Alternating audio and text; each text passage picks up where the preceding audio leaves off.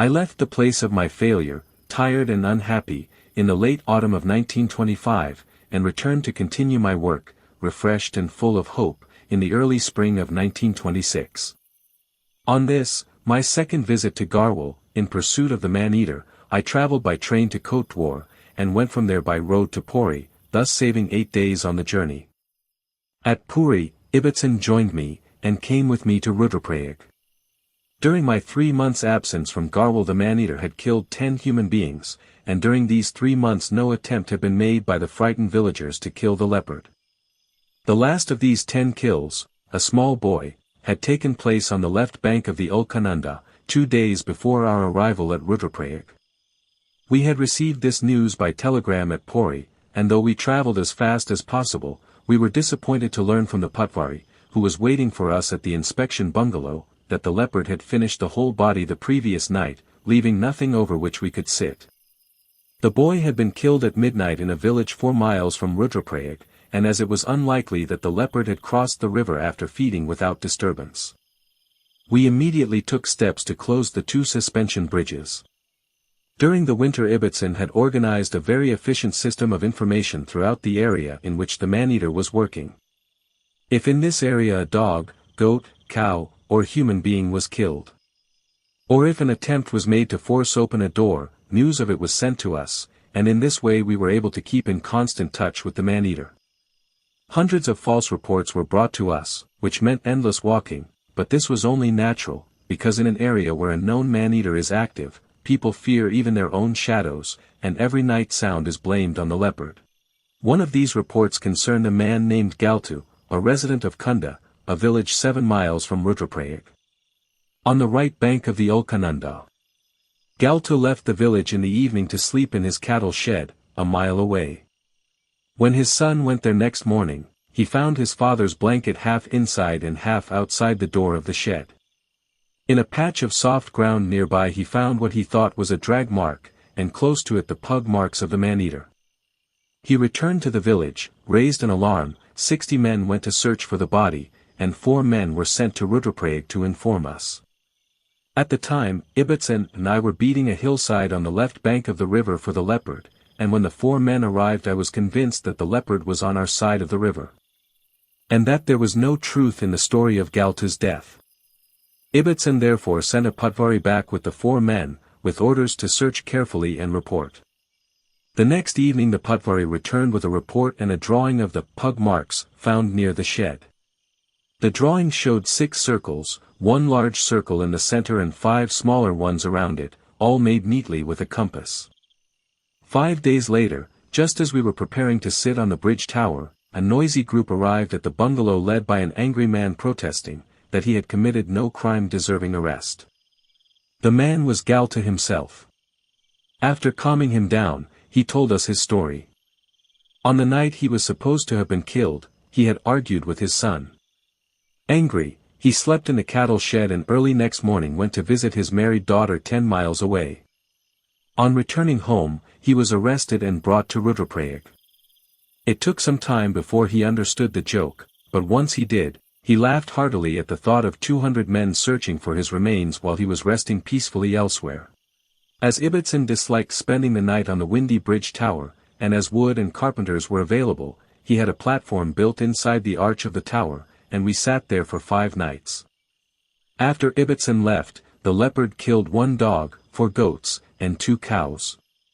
The dog and goats were eaten on the same night they were killed, but I sat over each cow for 2 nights.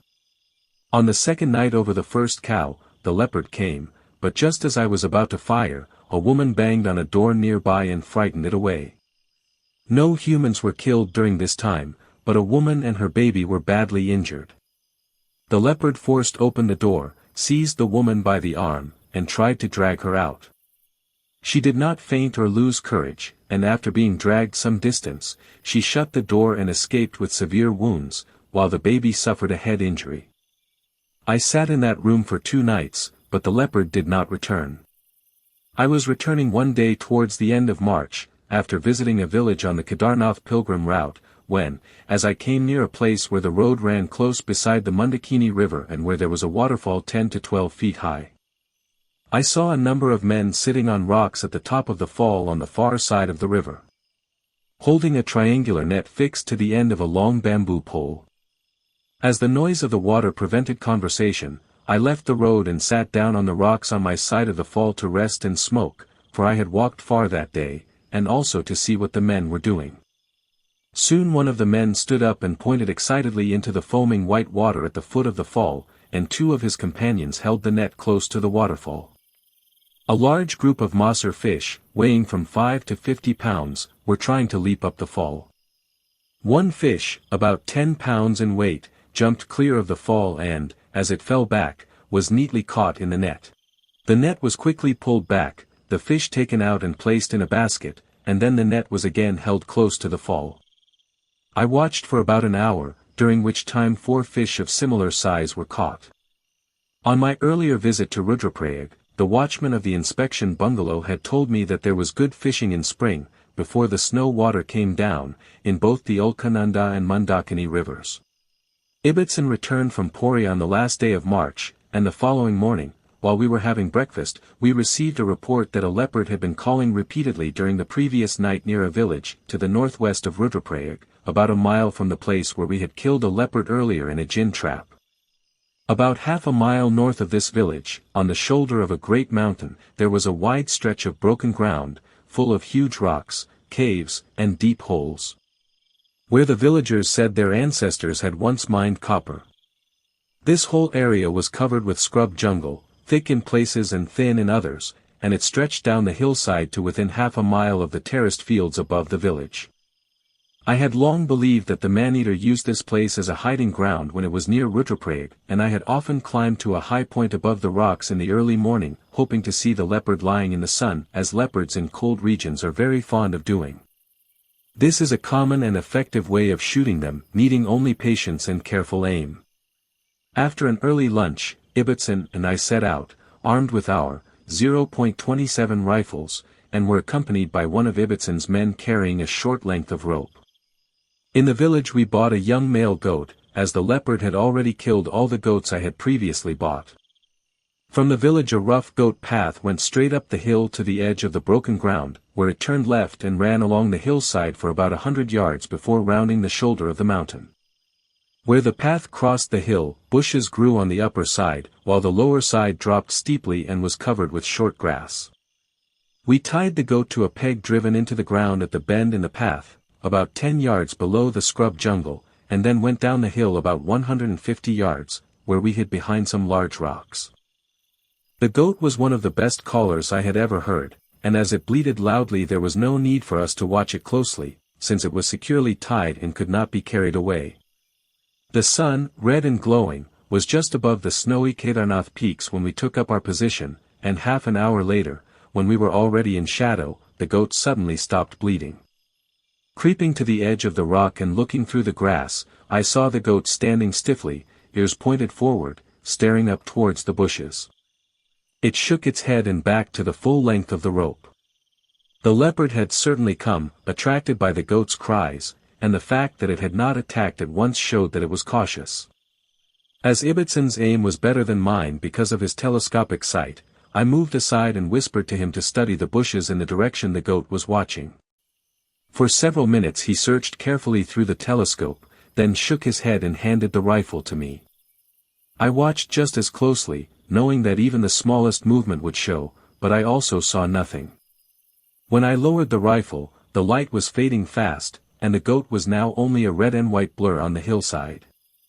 As we had a long return journey and waiting longer would be dangerous, I said it was time to leave. We went up to the goat and freed it from the peg, and the man began to lead it away. The goat resisted strongly, so I told the man to remove the rope, knowing that a freed goat often follows people out of fear. This goat, however, immediately ran up the path. As it was too good a calling goat to lose, and we had paid good money for it, we chased after it. At the bend in the path the goat turned left and disappeared. When we reached the shoulder of the hill and could see a wide grassy slope, the goat was nowhere in sight, and we assumed it had gone back to the village. As we returned along the path, I noticed something white lying ahead. The light was almost gone, and when I approached it carefully, I saw that it was the goat, laid head and tail across the narrow path so that it would not roll down the slope. Blood was flowing from its throat, and when I touched it, its muscles were still twitching. No animal except the man-eater would have killed the goat and laid it like that. It was as if the leopard were saying, "Here is your goat, now see if you can reach the village alive."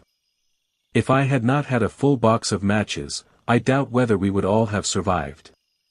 By striking match after match and moving quickly, we reached the village, where men came up with lanterns and torches. The next morning, the goat lay untouched, and the leopard's pug marks showed that it had followed us nearly to the village before turning back. Soon after, I was called urgently to Rudraprayag with news that the man-eater had killed a human being during the same night. At the inspection bungalow I found Ibbotson talking with a man named Nandram. Nandram belonged to a village about 4 miles from the place where we had sat the previous evening. Half a mile above his village, and across a deep ravine, a man of the depressed class named Gawiya had cleared a small piece of forest land and built a house where he lived with his mother, his wife, and his 3 children. At daybreak that morning Nandram had heard the wailing of women coming from the direction of Gawiya's house, and when he shouted to ask what was wrong, he was told that the man of the house had been carried off by the man-eater half an hour earlier. With this news, Nandram hurried at once to the inspection bungalow. Ibbotson had already had both the Gulf Arab and the English mare saddled, and after we had eaten a good meal we set out with Nandram to guide us. There were no proper roads on the hillside, only goat and cattle tracks, and as the English mare had difficulty on the sharp turns, we sent the horses back and climbed the rest of the steep path on foot. When we reached the small clearing in the forest, the 2 distressed women, still hoping that the man of the house might be alive, showed us where Gawiya had been sitting near the door when the leopard seized him. The leopard had caught him by the throat, stopping him from crying out, dragged him about 100 yards, killed him, and then carried the body 400 yards to a hollow surrounded by thick bushes. The shouting and crying had disturbed the leopard, for it had eaten only the throat, jaw, and small parts of the shoulder and thigh. As there were no trees overlooking the body from which we could watch, we poisoned the remains with cyanide at the 3 places where the leopard had eaten. As evening was approaching, we went to a hill several hundred yards away from which we could see the hollow where the body lay. Although the leopard was certainly nearby in the thick jungle, we saw nothing, and at dusk we lit our lantern and returned to the bungalow. We were up before dawn the next morning and again sat on the hill overlooking the hollow. We neither saw nor heard anything, and after the sun had been up for an hour, we went down to the body. The leopard had avoided the poison places but had eaten the remaining shoulder and leg, and then dragged the body a short distance and hidden it under bushes. There was still no tree close enough to watch the body, and after long discussion we decided that Ibbotson would go to a village a mile away, where there was a large mango tree in which he could build a much on, while I would sit about 400 yards from the body, watching a village path marked by the leopard's pug marks. The tree I chose was a rhododendron tree that had been cut many years before about 15 feet from the ground. From the old stump, thick branches had grown, giving me a strong seat and good concealment. In front of me was a steep wooded hillside covered with ferns and dwarf bamboo. A well-used footpath ran across the slope from east to west, about 10 feet above my position. From my seat I could clearly see about 10 yards of this path. To my left the path crossed a ravine and continued at the same level on the far side, and to my right, 300 yards away, it passed just below the bushes where the body lay. Below my tree, only a few yards away, were small pools formed by a spring, which later became a stream used by villagers for drinking and irrigation. Another path came down the hill from Gawiya's house and joined the lower path at right angles, though the joining point was hidden from my view. The moonlight was bright, and no torch was needed. If the leopard came by either path, I would have a clear shot at close range. I climbed into the tree just before sunset. A little later, 3 Kalij pheasants came down to drink at the spring and passed directly beneath me, without noticing me, proving that my hiding place was good. The early part of the night was silent. At 8 o'clock a barking deer began to bark near the body, showing that the leopard had arrived without using either of the paths I was watching.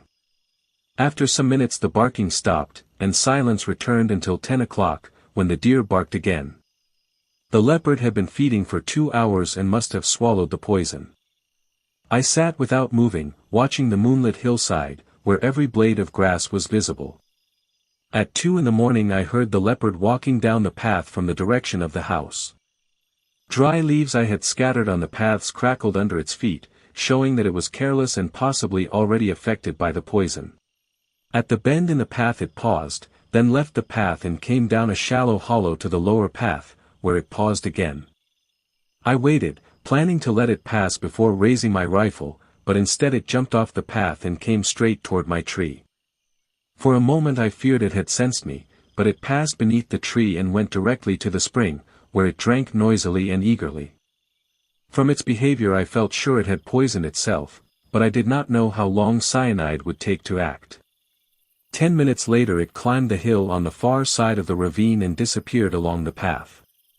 At no point had I seen it, as it kept carefully to the shadows. I stayed until daylight. When Ibbotson returned, I told him everything. On examining the body, we found that the leopard had eaten the poisoned leg and also 2 other poisoned parts. We organized a search with 200 men. Half a mile away, in the direction the leopard had gone, we found a cave. Near its entrance the leopard had scratched the ground, and vomited up the toes of its victim. We blocked the cave with stones. The next day I returned with wire netting and sealed the cave completely. For 10 days I visited it morning and evening. No attacks were reported, and my hopes rose. On the 10th day, however, news came that a woman had been killed 5 miles away. The leopard had survived.